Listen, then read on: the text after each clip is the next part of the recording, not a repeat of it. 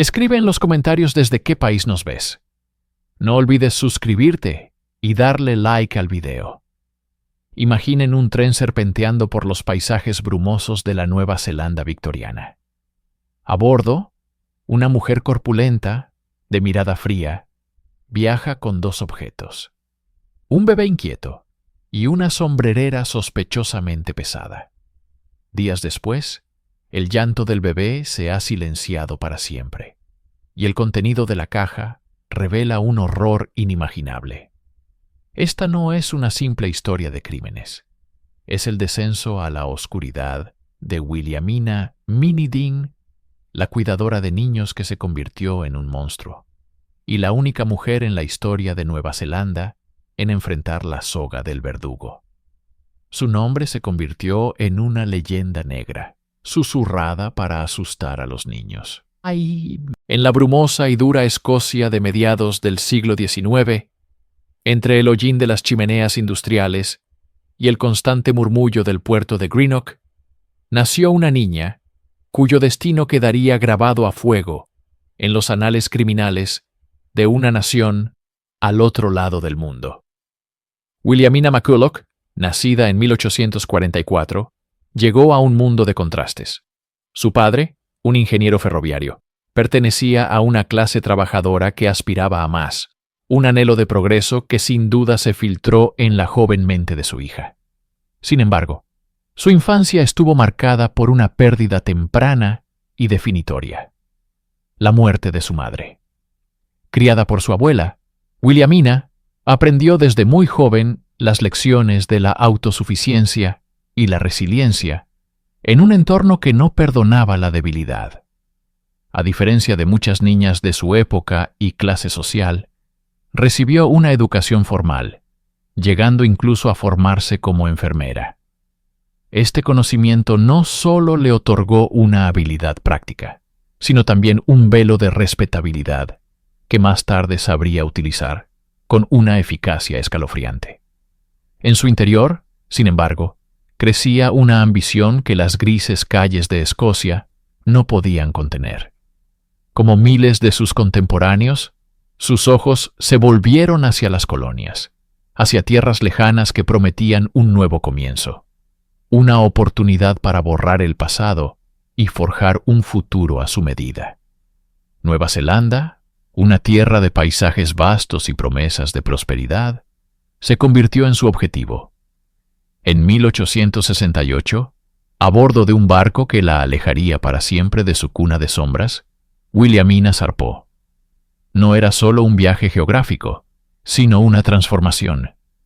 Dejaba atrás a la niña huérfana de Greenock para convertirse en la mujer que el mundo conocería como Minnie Dean, sin saber que las sombras que intentaba abandonar la seguirían, proyectándose, más largas y oscuras, sobre el sol del Pacífico Sur.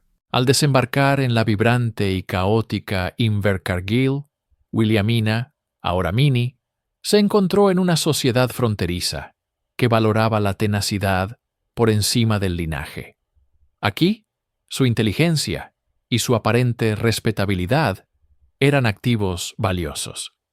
No pasó mucho tiempo antes de que conociera a Charles Dean, un posadero y granjero de Tasmania. Su unión, formalizada en 1872, parece haber sido menos un romance apasionado que una alianza pragmática. Charles ofrecía la estabilidad de un apellido y un hogar. Minnie aportaba su astucia y una determinación de acero. Inicialmente, la vida parecía seguir un curso convencional. Vivieron en varios lugares, intentando establecerse mientras la economía colonial fluctuaba impredeciblemente. Charles, a pesar de sus esfuerzos, demostró ser un hombre de negocios mediocre, y sus emprendimientos, desde una posada hasta la cría de cerdos, a menudo terminaban en fracaso. Las deudas comenzaron a acumularse, proyectando una sombra de ansiedad sobre el matrimonio. Fue durante este período de creciente precariedad que se mudaron a una pequeña casa en las afueras de Winton, una propiedad aislada rodeada de alerces que bautizaron irónicamente, como The Larches. La casa misma se convirtió en un personaje silencioso en esta tragedia. Su aislamiento del pueblo no era una desventaja, sino una característica esencial. Era un lugar donde las idas y venidas podían pasar desapercibidas, donde los secretos podían ser plantados y enterrados como las semillas en su jardín. La presión financiera se convirtió en una fuerza constante y corrosiva. Minnie, la mujer educada y ambiciosa que había cruzado el mundo en busca de una vida mejor, se veía atrapada en una espiral de deudas y decepciones.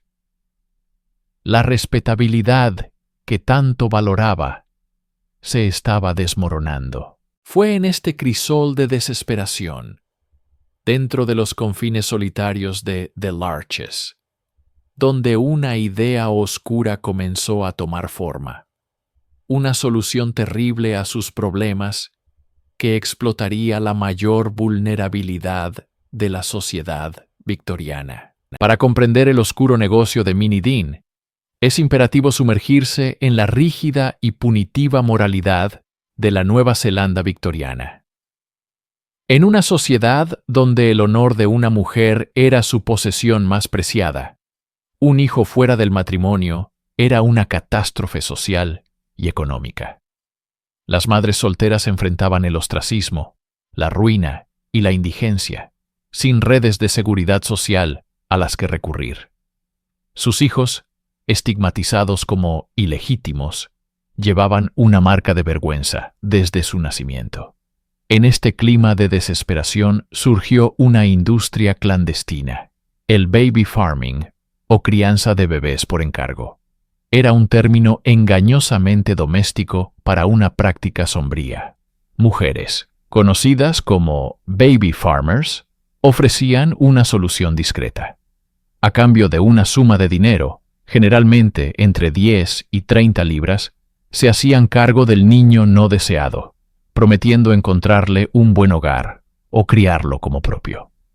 Minnie Dean vio en esta desesperación una oportunidad de negocio. Publicaba anuncios crípticos en los periódicos locales, ofreciendo un hogar amable y cuidado materno para un niño no deseado. Se presentaba como una figura compasiva, una enfermera experimentada y una esposa respetable. Para una joven aterrorizada y sola, la señora Dean de The Larches debía parecer una salvadora. El acuerdo era simple y brutalmente transaccional. La madre entregaba a su hijo y el dinero, y con ello renunciaba a todo derecho y contacto futuro. El pago único incentivaba el peor de los resultados. Una vez que Minnie tenía el dinero, el bienestar del niño se convertía en un gasto, una carga. Un bebé vivo requería comida, ropa y cuidados, mientras que un bebé muerto no requería nada. Así, The Larches dejó de ser un hogar y se transformó en una terminal, un lugar donde los problemas de la sociedad eran entregados en pequeños bultos y a menudo desaparecían para siempre, silenciados por la conveniencia y la hipocresía de una era. La discreción que The Larches ofrecía no era absoluta. Winton, aunque un pueblo pequeño, tenía ojos y oídos, y pronto la gente comenzó a hablar. Al principio, eran solo murmullos, fragmentos de conversaciones en la tienda general o sobre las cercas del jardín. La señora Dean era una figura peculiar.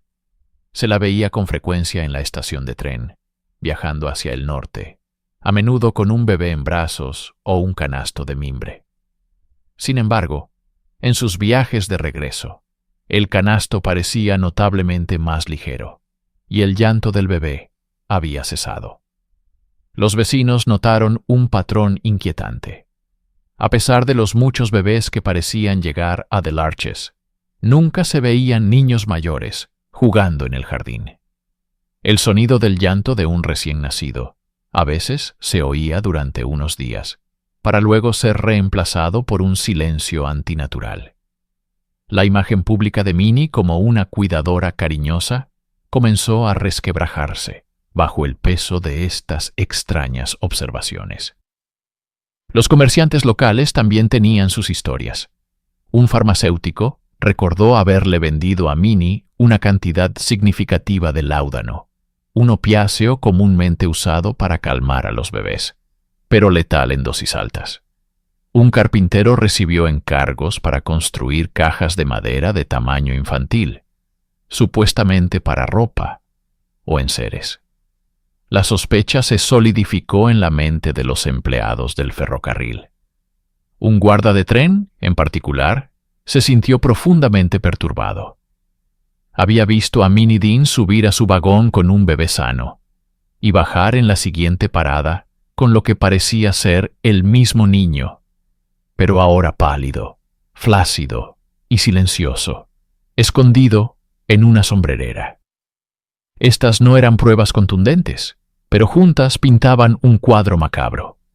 Los susurros se convirtieron en rumores, y los rumores en una preocupación palpable que finalmente llegó a oídos de las autoridades. La nube de sospecha que se cernía sobre The Larches estaba a punto de estallar en una tormenta que revelaría los horrores que se escondían detrás de su fachada de respetabilidad. En la pequeña y unida comunidad de Winton, donde los secretos se marchitaban bajo el sol o se congelaban en el crudo invierno, las primeras grietas en la reputación de Minnie Dean comenzaron a aparecer. No fue un escándalo estruendoso, sino un susurro inquietante, una pregunta persistente que flotaba en el aire como el humo de una chimenea. El origen de este susurro fue la muerte de un niño de 6 meses en 1889. Oficialmente, la causa fue registrada como convulsiones. En una época de alta mortalidad infantil, la muerte de un bebé, aunque trágica, no era necesariamente sospechosa. Sin embargo, este caso era diferente. El niño había estado bajo el cuidado de Minnie. Durante la investigación formal, una formalidad legal llamada inquest, Minnie se presentó como una figura de dolor y competencia. Con una calma que algunos interpretaron como fortaleza y otros, con el tiempo, como frialdad, explicó la repentina enfermedad del niño. Describió sus esfuerzos por salvarlo, su vigilia junto a la cuna. Su testimonio fue coherente, sus respuestas a las preguntas del forense, precisas. El jurado, compuesto por hombres de la localidad, no encontró motivos para dudar de su palabra. El veredicto fue muerte por causas naturales, caso cerrado. Pero las dudas persistieron, no en los registros oficiales, sino en las conversaciones en voz baja. Algunos vecinos recordaban al niño, recordaban su silencio. Los bebés lloran, se quejan, anuncian su presencia en el mundo. Pero los niños bajo el techo de Minnie a menudo parecían extrañamente tranquilos, casi ausentes. ¿Era el resultado de un cuidado experto y calmado, como ella afirmaba? ¿O era el producto de algo más siniestro? Quizás el láudano, un opiáceo comúnmente disponible y utilizado para calmar a los niños inquietos. La investigación no profundizó en estos detalles. La sociedad victoriana prefería no mirar demasiado de cerca los arreglos inconvenientes que mantenían el orden social. Las granjas de bebés operaban en una zona gris, una solución tácitamente aceptada para el problema de los niños ilegítimos. Minnie había sobrevivido a su primer escrutinio oficial, su fachada intacta. Pero para aquellos que prestaban atención, una semilla de sospecha había sido plantada. La tierra en Winton era fértil, y esa semilla, regada por futuros rumores, comenzaría a crecer en la oscuridad. Para entender cómo Minnie Dean pudo operar durante tanto tiempo, es crucial comprender el poder de la respetabilidad en la Nueva Zelanda colonial. Era una moneda más valiosa que el dinero, un escudo contra la sospecha. Y Minnie era una maestra en el arte de cultivar su imagen pública.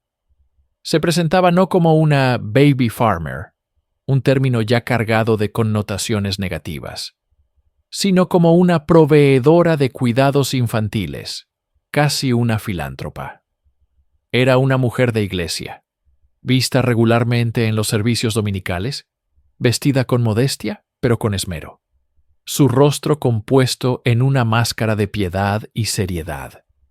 Su esposo, Charles, un hombre aparentemente pasivo y eclipsado por la personalidad de su mujer, contribuía a esta imagen de normalidad doméstica. Juntos, proyectaban la imagen de una pareja trabajadora y decente. Su hogar, una modesta cabaña de madera a la que llamaban The Larches, se encontraba al borde del pueblo, lo suficientemente cerca para ser parte de la comunidad, pero lo suficientemente aislada para mantener sus secretos. A las madres desesperadas que acudían a su puerta, Minnie no les ofrecía un simple servicio, sino la absolución. Les hablaba con una voz suave y comprensiva, reconociendo su desafortunada situación sin juzgarlas. Les prometía un hogar amoroso para sus hijos, una buena educación, un futuro brillante que ellas no podían proporcionar. Esta fachada de compasión y respetabilidad era su arma más potente.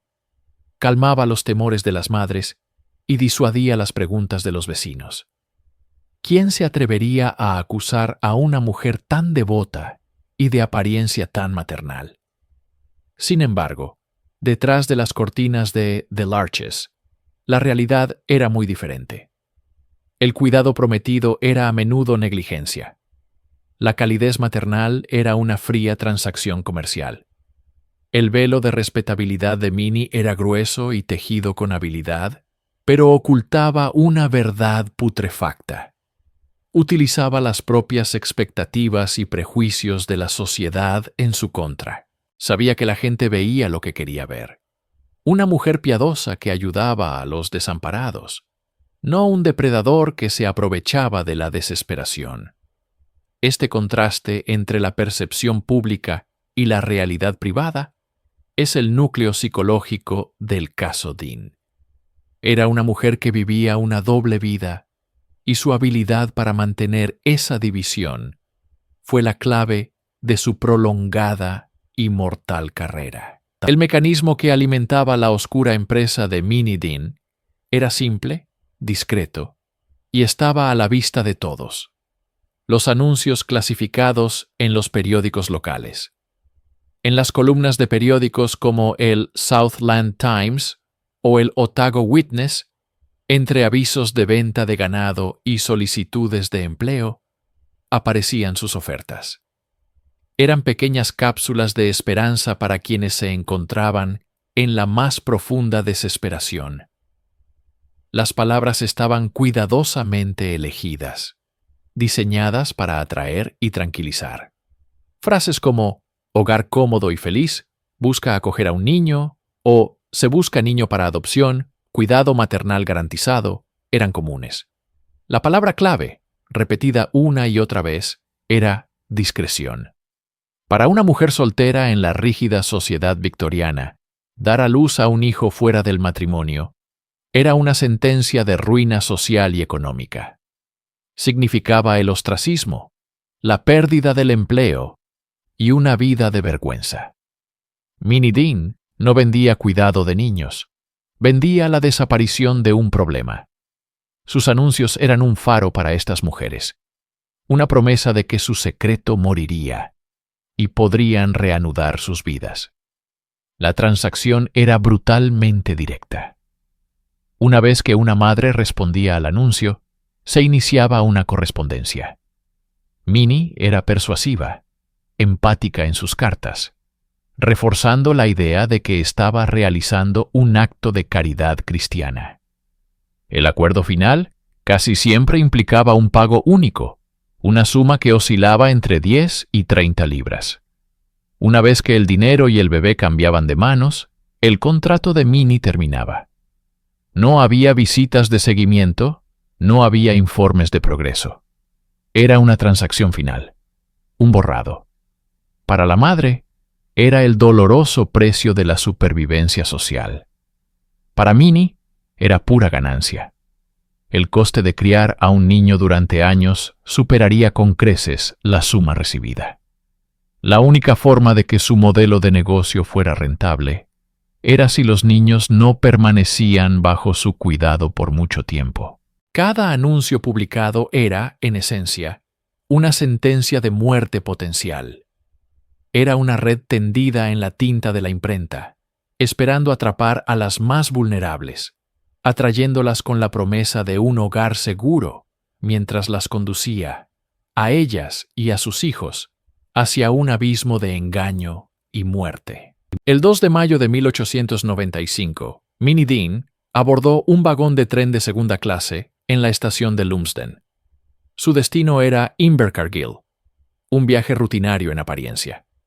Pero ese día, cada uno de sus movimientos estaba cargado de un peso siniestro que atraería la atención no deseada.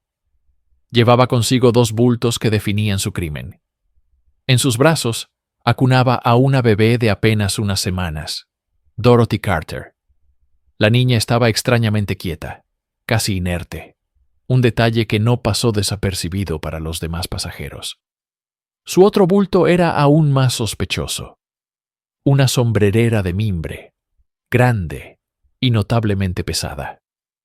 La sujetaba con una rigidez antinatural, manteniéndola en su regazo en todo momento, rechazando las ofertas de ayuda para colocarla en el portaequipajes. El viaje en tren era un microcosmos de la sociedad, un espacio público donde las acciones eran observadas. Una mujer, la señora Gray, que se sentó cerca, notó el estado letárgico de la bebé.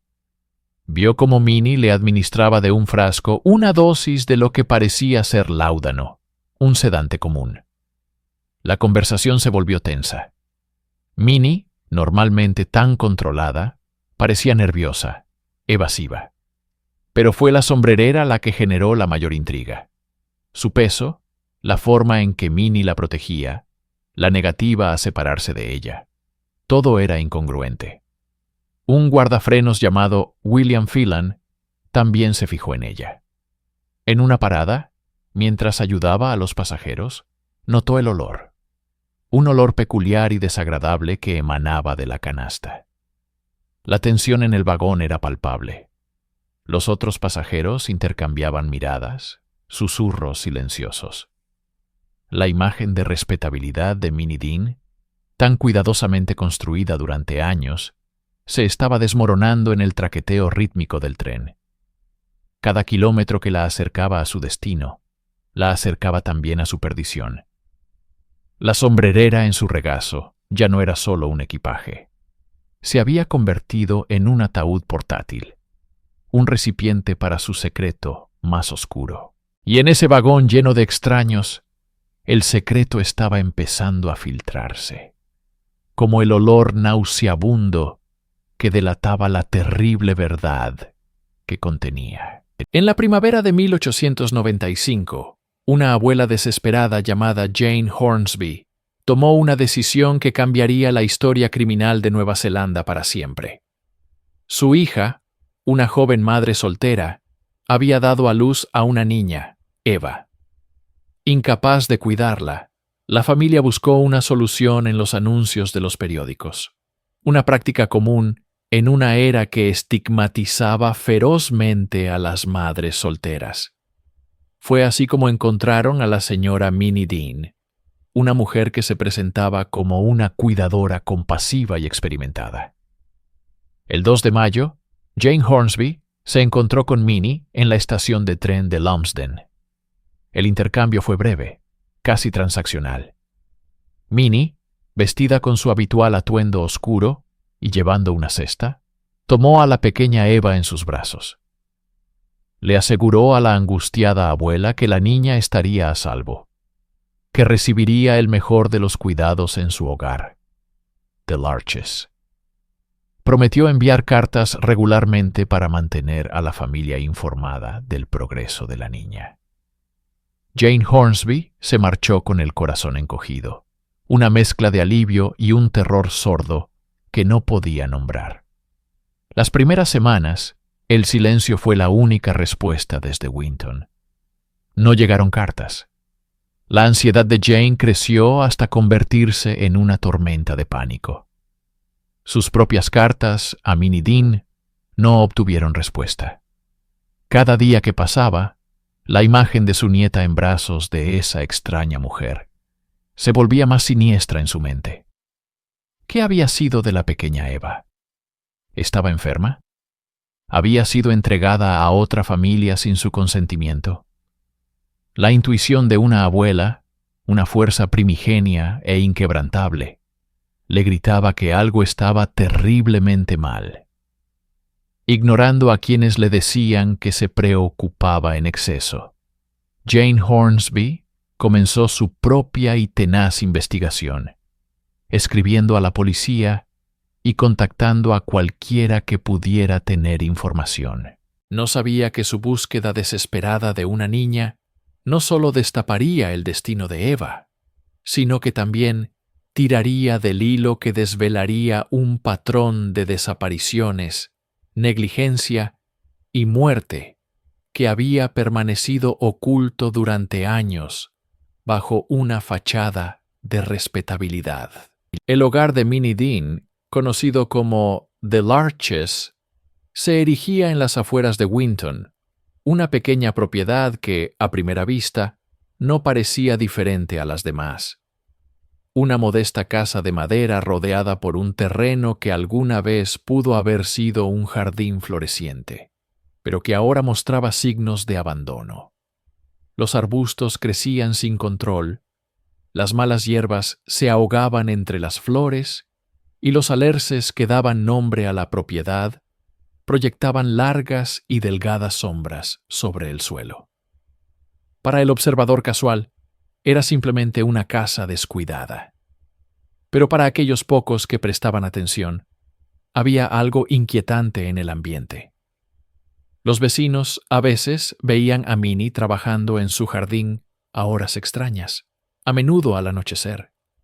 Notaban parches de tierra recién removida que aparecían y desaparecían sin rima ni razón, no para plantar nuevas flores, sino en lugares extraños y apartados.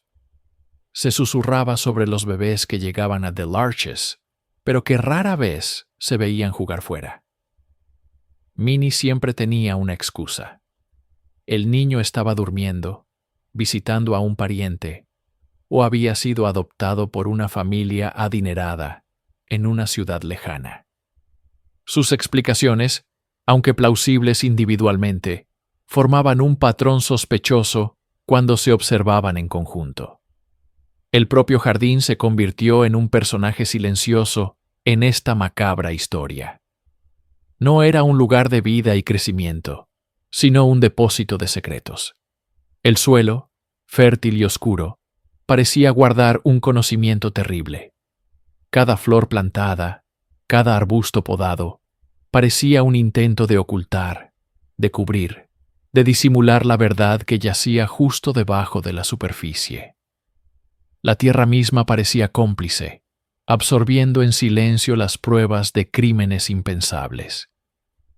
Mientras la policía comenzaba a tomar en serio las persistentes quejas de Jane Hornsby, su atención se centró inevitablemente en este pedazo de tierra. No buscaban a un niño perdido. Comenzaban a sospechar que The Larches no era un hogar, sino una tumba, y ese jardín, con sus flores marchitas y su tierra extrañamente perturbada, estaba a punto de renunciar a sus muertos. Impulsados por la incesante presión de Jane Hornsby y las crecientes sospechas locales, el detective William McGrath y el condestable John O'Malley finalmente dirigieron sus pasos hacia The Larches. La visita inicial, el 10 de agosto de 1895, fue ostensiblemente una simple indagación sobre el paradero de la pequeña Eva Hornsby. Minnie Dean los recibió con una calma desconcertante. una fachada de cooperación que apenas ocultaba un nerviosismo subyacente. Negó cualquier irregularidad, tejiendo una historia confusa sobre cómo la niña había sido entregada a otra mujer en una estación de tren. Sus respuestas eran evasivas, llenas de contradicciones que solo sirvieron para profundizar la desconfianza de los oficiales. Mientras recorrían la propiedad, una sensación de opresión se apoderó de ellos. La casa estaba desordenada, pero era el exterior lo que activó todas sus alarmas. El jardín, con sus parches de tierra removida, parecía un mapa de actividades clandestinas. Fue entonces cuando un detalle sutil pero inconfundible asaltó sus sentidos. Un olor. Al principio era débil, un aroma dulzón y enfermizo que se mezclaba con la fragancia de las flores y la tierra húmeda. Pero a medida que se acercaban a un área particular cerca de un macizo de flores de limón, el olor se intensificaba, volviéndose denso y penetrante. Era el inconfundible hedor de la descomposición. Los detectives intercambiaron una mirada sombría. Ya no se trataba de un caso de custodia o de un niño entregado ilegalmente. El aire mismo estaba saturado de muerte. La calma de Minnie Dean ahora parecía monstruosa. Su jardín, un escenario macabro. McGrath sabía que no podían irse con las manos vacías. La evidencia, aunque olfativa, era abrumadora. Obtuvieron una orden y regresaron con palas. La atmósfera se había transformado de una de sospecha a una de certeza lúgubre. Cada palada de tierra era una cuenta atrás, hacia la revelación de un horror que superaría sus peores pesadillas. La investigación había comenzado oficialmente, no con un testimonio, sino con el innegable y nauseabundo perfume del mal. Con el sol de agosto proyectando largas y frías sombras sobre The Larches, los detectives comenzaron la sombría tarea de excavar. El lugar que el olor había delatado fue el primer objetivo. La tierra, blanda y recientemente removida, cedió fácilmente a las palas. No pasó mucho tiempo antes de que una de ellas golpeara algo que no era una piedra ni una raíz. Con sumo cuidado, los hombres despejaron la tierra, revelando los bordes de una sombrerera de hojalata. El horror se materializó al abrirla. Dentro, envuelto en tela, yacía el cuerpo diminuto y descompuesto de un bebé. Era Dorothy Edith Carter, de apenas un año, desaparecida desde hacía meses. La causa de la muerte, determinada más tarde, fue una sobredosis de laudanum, un opiáceo comúnmente utilizado como sedante. El descubrimiento fue espantoso, pero la pesadilla no había hecho más que empezar. La búsqueda continuó. Guiados por la intuición y las irregularidades del terreno, los investigadores se movieron a otro punto del jardín. Allí, enterrado a poca profundidad, encontraron un segundo cuerpo. Estaba envuelto en un chal y junto a él un pequeño biberón. Era la pequeña Eva Hornsby, la niña cuya desaparición había iniciado toda la investigación. La autopsia revelaría que había sido asfixiada. La tenacidad de su abuela finalmente había encontrado una respuesta, la más terrible de todas. La excavación no se detuvo. Poco después, desenterraron un tercer cuerpo, esta vez el esqueleto de un niño pequeño. A diferencia de las otras, esta víctima nunca pudo ser identificada. Un alma anónima cuya vida comenzó y terminó bajo la custodia de Minnie Dean. El jardín de The Larches se había transformado de un lugar de sospecha a una escena del crimen, un cementerio clandestino para los no deseados y los olvidados. La verdad, en su forma más brutal y tangible, había sido arrancada de la tierra. Minnie Dean, la cuidadora de niños, la mujer que ofrecía un refugio, fue arrestada. Las noticias de los cuerpos en el jardín se extendieron como un reguero de pólvora. conmocionando a la joven nación de Nueva Zelanda hasta la médula y sellando el destino de la mujer que se convertiría en una leyenda oscura. Una vez que los pequeños cuerpos fueron exhumados de su jardín, la maquinaria de la justicia se puso en marcha con una velocidad y un peso implacables. Williamina Minnie Dean fue acusada formalmente de asesinato. La noticia se extendió como un incendio forestal por toda Nueva Zelanda, y la opinión pública, avivada por titulares sensacionalistas, rápidamente la sentenció. Para la mayoría, ella era la encarnación del mal absoluto, una baby farmer o criadora de bebés, una ogresa de la vida real que se lucraba con la muerte de los inocentes. La imagen que se pintó fue la de una mujer fría, calculadora y desprovista de cualquier instinto maternal, un monstruo con apariencia de abuela. Pero debajo de esta narrativa simplista y aterradora, se agitaba una realidad social mucho más compleja y sombría. ¿Era Minnie Dean simplemente un monstruo? ¿O era también, en cierto modo, un producto inevitable de su tiempo? La Nueva Zelanda victoriana, a pesar de su fachada de piedad y progreso, era una sociedad con una moralidad rígida y castigadora.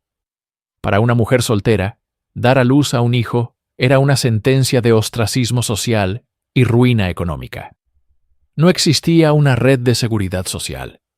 La vergüenza y la desesperación eran sus únicas compañeras. En este contexto, mujeres como Minnie Dean ofrecían una solución, aunque desesperada y peligrosa. Eran un mal necesario, un secreto a voces que la sociedad prefería ignorar. Minnie operaba en las sombras de la hipocresía social, absorbiendo los problemas que la sociedad creaba, pero se negaba a resolver. Su negocio, por siniestro que fuera, solo podía existir porque había una demanda constante de madres aterradas que buscaban una salida, cualquier salida. La acusación se centró en el acto del asesinato, pero al hacerlo, ignoró deliberadamente el sistema que lo había hecho posible. La pregunta que nadie quería hacer en voz alta era: ¿cuánta culpa recaía en una sociedad que condenaba a estas mujeres y a sus hijos a un destino de marginalidad, obligándolas a recurrir a figuras como la de la propia Minnie Dean? El 18 de junio de 1895, el juicio de Minnie Dean comenzó en la Corte Suprema de Invercargill. No era simplemente un juicio por asesinato. Se convirtió en un espectáculo nacional, el juicio del siglo para la joven colonia. La pequeña ciudad sureña se vio inundada por una marea de periodistas, abogados y curiosos, todos atraídos por la macabra fascinación del caso.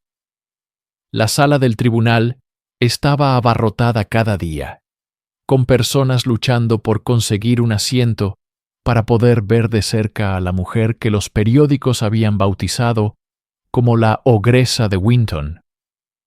La prensa desempeñó un papel crucial y profundamente problemático en la configuración de la narrativa, mucho antes de que el jurado escuchara la primera prueba.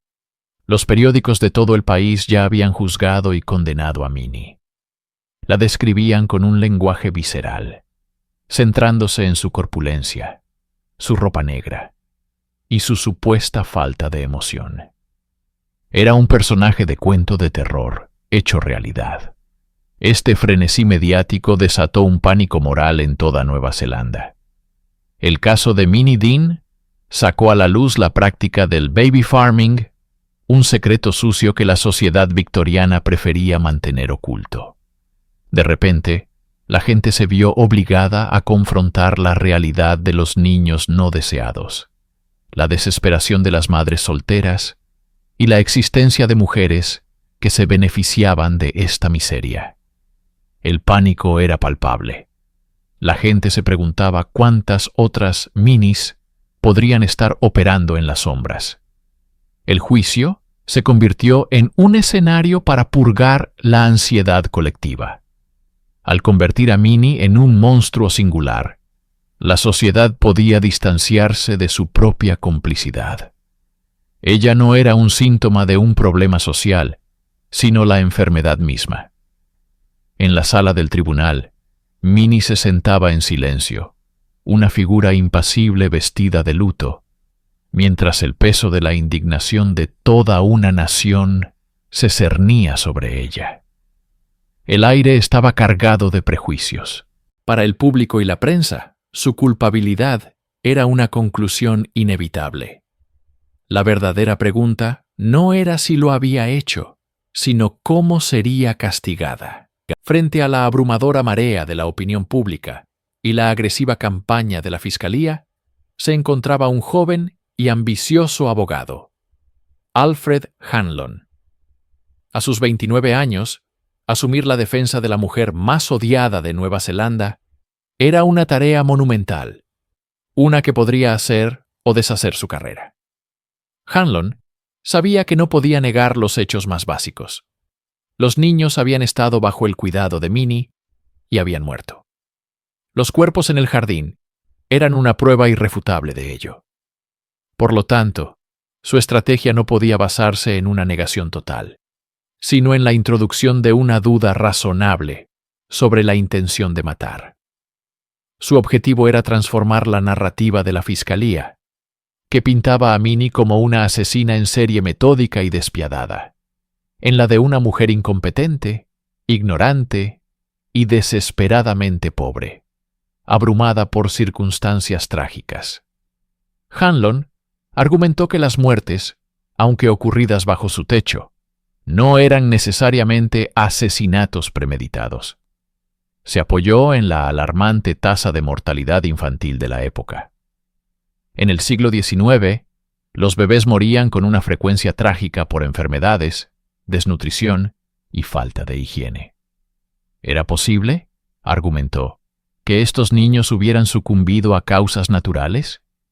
El abogado también abordó el uso del láudano, el opiáceo que la Fiscalía presentaba como el arma del crimen. Hanlon sostuvo que el láudano era un remedio casero común, ampliamente utilizado y a menudo mal administrado por cuidadores de todas las clases sociales para calmar a los bebés inquietos. Sugirió que una sobredosis podría haber sido un accidente terrible, el resultado de la ignorancia y no de la malicia. La defensa de Hanlon intentó humanizar a Minnie, presentándola no como un monstruo, sino como el eslabón más bajo y desafortunado de un sistema social fallido. Era una cuidadora sin formación, que vivía en la pobreza y que aceptaba a los niños más frágiles y vulnerables, aquellos que a menudo ya estaban enfermos cuando llegaban a su puerta. Estaba librando una batalla cuesta arriba, intentando sembrar semillas de compasión y duda en un terreno endurecido por el pánico y el prejuicio. A pesar de los valientes esfuerzos de Alfred Hanlon por sembrar la duda, la Fiscalía construyó su caso con una precisión metódica, ladrillo por ladrillo. Presentaron testigos que hablaron de la aparente indiferencia de Minnie hacia los niños y expertos médicos que detallaron las probables causas de muerte. Pero hubo un testimonio que resonó en la sala del tribunal, con una claridad escalofriante. Un relato que pareció barrer cualquier ambigüedad restante y sellar el destino de la acusada. Ese testimonio provino del conductor del tren, William Ledingham. Con una voz firme y clara, Ledingham relató su encuentro con Minnie Dean en el tren pocos días antes de su arresto. Describió cómo ella había subido a bordo llevando a un bebé en brazos y una sombrerera. Más tarde, durante el viaje, la vio sin el bebé, pero todavía aferrada a la sombrerera, que ahora, según él, parecía sospechosamente pesada. Sus palabras pintaron una imagen vívida y macabra en la mente del jurado. La sombrerera un objeto cotidiano de la feminidad victoriana, se transformó en un ataúd improvisado, un símbolo de la perversión de la maternidad. El testimonio de Ledingham fue devastador, porque proporcionó un vínculo directo y tangible entre Minnie y la desaparición de un niño en tiempo real. No era una especulación sobre eventos pasados en la aislada granja. Era una observación directa y contemporánea de un acto sospechoso. La fiscalía reforzó este golpe al presentar la propia sombrerera como prueba. Cuando fue recuperada, contenía el cuerpo en descomposición de la pequeña Dorothy Carter, de 1 año de edad. La madre de la niña, Jane Hornsby, también testificó, identificando la ropa encontrada en el cuerpo de su hija. El jurado podía ahora visualizar la secuencia de los hechos. Una madre entregando a su hija con la esperanza de una vida mejor. Y Minnie Dean subiendo a un tren, para luego bajar solo con una sombrerera. El peso de este testimonio fue palpable. El aire en la sala se volvió más denso. Las miradas se endurecieron. La imagen de Minnie en ese tren, con su carga secreta y terrible, era demasiado poderosa para ser ignorada.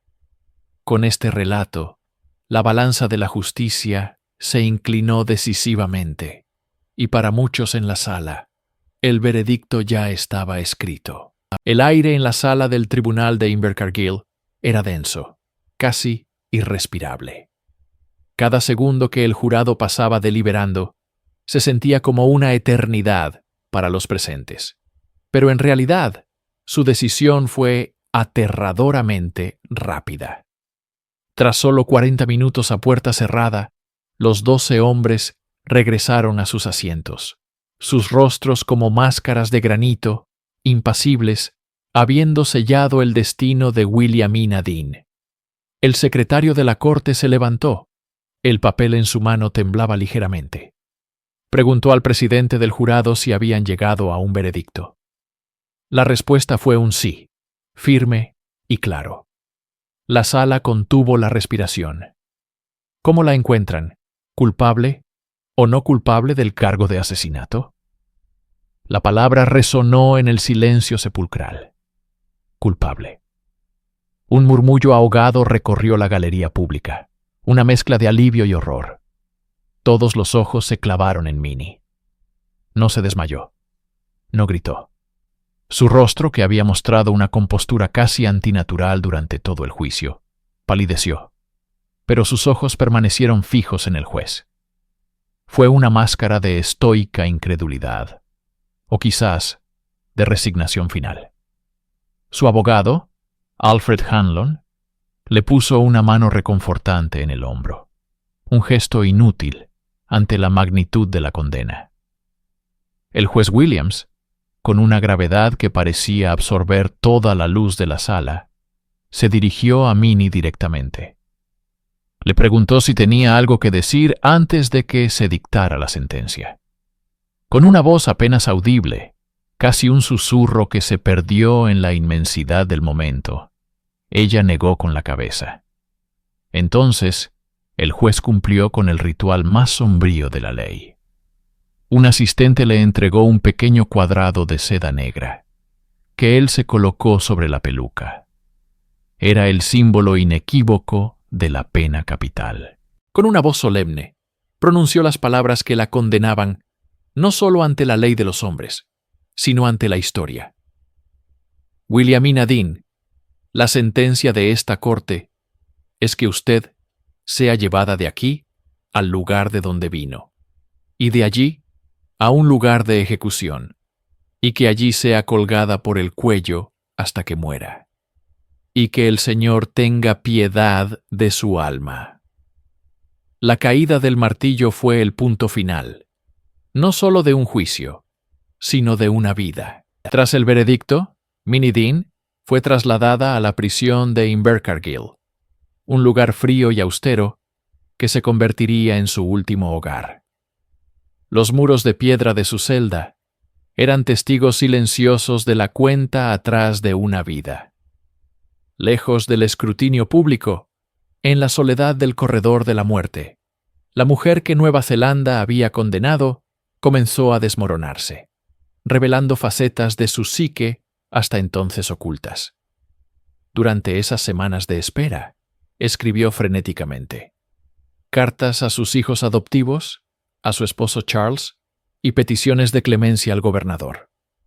En estas misivas, su narrativa oscilaba dramáticamente. En un momento, era la madre afligida, una víctima de las circunstancias y de la malicia ajena, clamando su inocencia con una convicción que parecía genuina.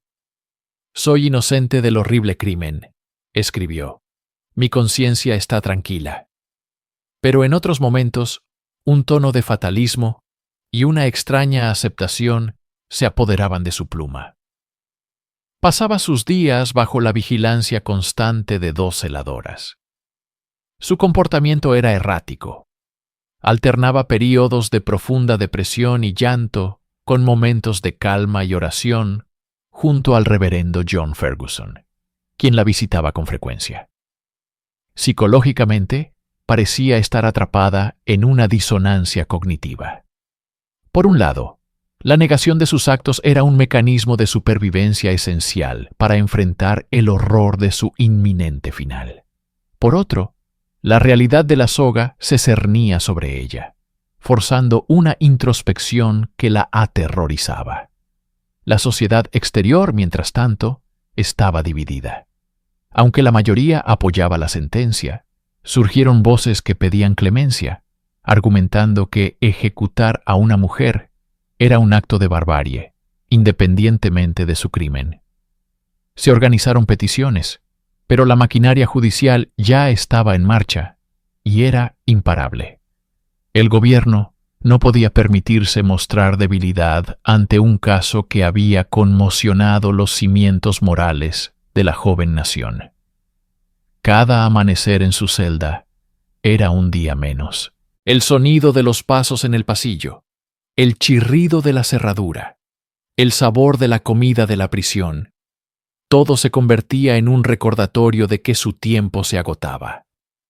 La pregunta que flotaba en el aire viciado de la cárcel no era si moriría, sino cómo enfrentaría ese último momento, como una mártir inocente o como una asesina silenciosa.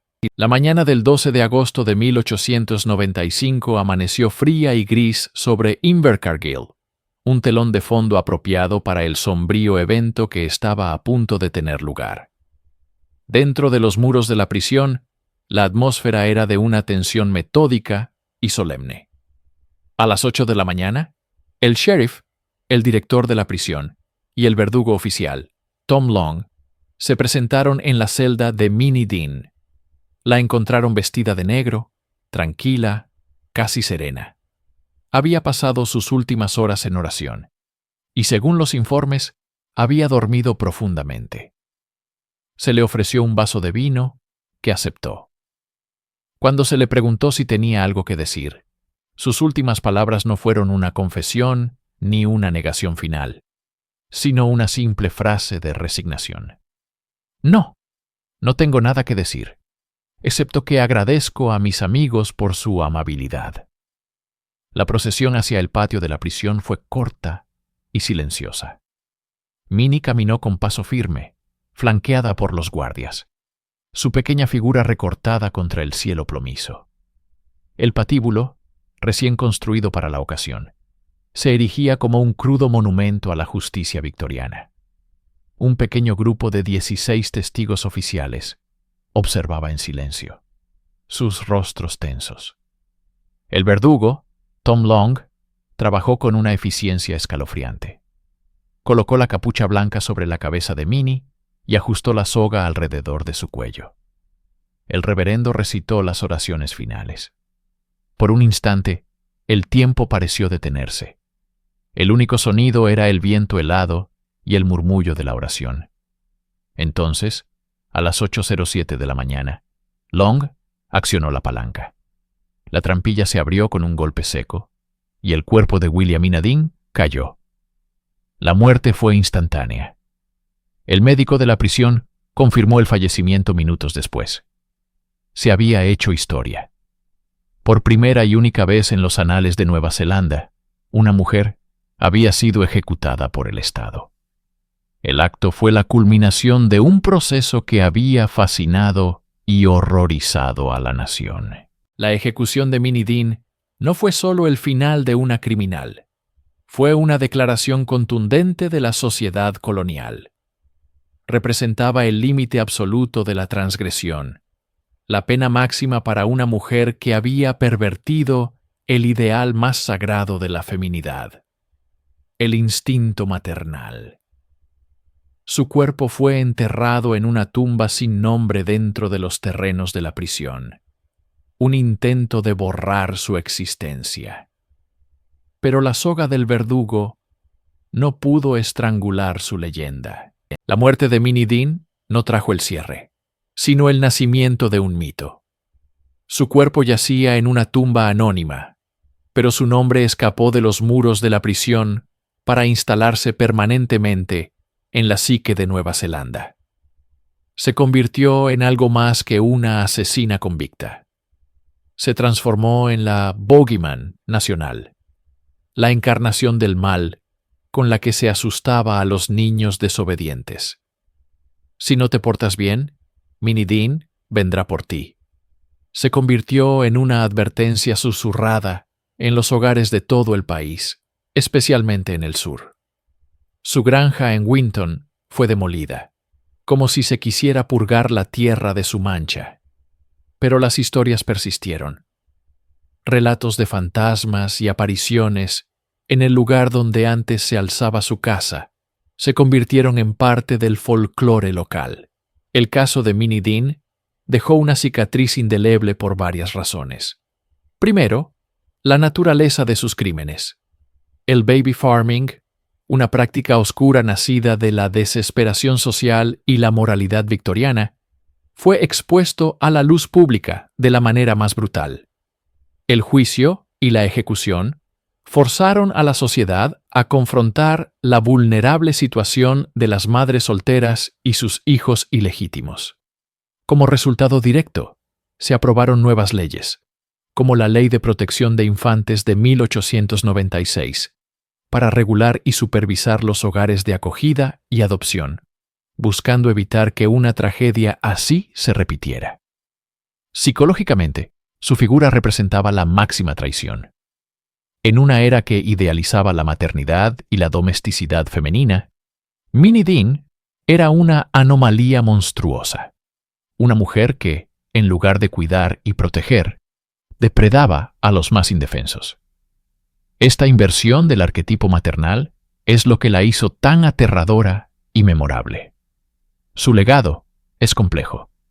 Para la historia judicial, es un hito único, un recordatorio sombrío del poder del Estado. Para la cultura popular, es una leyenda gótica, una historia de terror contada junto al fuego. Para la sociología, es un estudio de caso sobre la moralidad, la pobreza y la desesperación en la sociedad colonial. Más de un siglo después, el nombre de Minnie Dean todavía evoca un escalofrío, la prueba de que los monstruos más aterradores no son los que se esconden en las sombras, sino los que se disfrazan de cuidadores, con una sonrisa tranquilizadora y un corazón lleno de oscuridad.